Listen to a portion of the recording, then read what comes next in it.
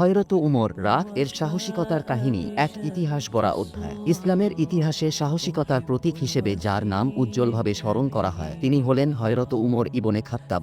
তাঁর ব্যক্তিত্ব, শাসননীতি, ন্যায়বিচার ও সাহসিকতা মুসলিম জাতির জন্য আজও এক অনুপ্রেরণার উৎস। সাহসিকতার এমন বহু ঘটনা আছে যা ইতিহাসের পাতায় চিরকালীন হয়ে আছে। এখানে এমন একটি মন ছুঁয়ে যাওয়া ঘটনা তুলে ধরা হলো যা তার অসীম সাহসিকতা ও ন্যায়ের প্রতি নিষ্ঠার উদাহরণ। ইসলামের বিরুদ্ধে কঠোর অবস্থান থেকে ইসলামের অগ্রভাগে। হযরত উমর প্রথম দিকে ইসলামের ঘোর বিরোধী ছিলেন। তিনি এমনকি নবীজি কে হত্যা করার উদ্দেশ্যে বের হয়েছিলেন। তবে পথেই এক বিস্ময়কর ঘটনা ঘটে। তিনি জানতে পারেন তার বোন ফাতিমা ও ভগ্নিপতি সাইদ ইসলাম গ্রহণ করেছেন। রাগে গর্জে ওঠা উমর তাদের মারধর করেন, কিন্তু পরে হৃদয়ে পশ্চাতাপ ও সত্যের আলো এসে পড়ে। তিনি কুরআনের আয়াত শুনে এতটাই প্রভাবিত হন যে সরাসরি নবী এর কাছে গিয়ে ইসলাম গ্রহণ করেন। প্রকাশ্যে ইসলামের ঘোষণা সাহসিকতার প্রথম দৃষ্টান্ত।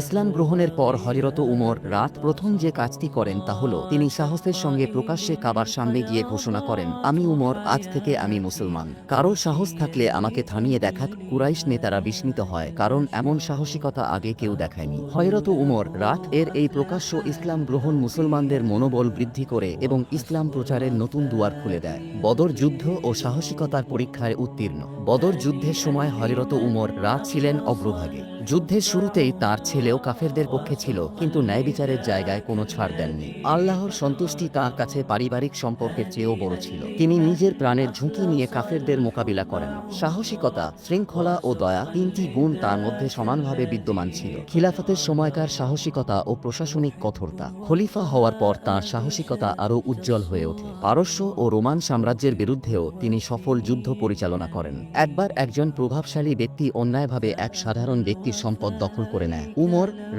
নিজ হাতে সেই সম্পদ ফিরিয়ে দেন এবং শাস্তি দেন প্রভাবশালী অপরাধীকে। তিনি বলতেন, উমর যদি অন্যায় করে তবে তোমরা কি আমাকে থামাবে না? সাহাবারা উত্তর দিতেন, আমরা তোমার বিরুদ্ধে তরবারি তুলতে প্রস্তুত। রাতের অন্ধকারে মানুষের খোঁজে। একটি বিখ্যাত ঘটনা হলো তিনি খলিফা হয়েও রাতের আঁধারে ছদ্মবেশে শহরের বিভিন্ন জায়গায় ঘুরে বেড়াতেন, যেন কোনো অসহায় মানুষ কষ্টে না থাকে। একবার তিনি এক মায়ের কান্না শুনে তার জন্য খাবার বহন করে নিজ হাতে রান্না করে দেন। পরদিন সেই মহিলা জানতেও পারেননি তাকে সাহায্যকারী ব্যক্তি খলিফা নিজে ছিলেন। উমরের মৃত্যু ও সাহসিকতার এক নিদর্শন।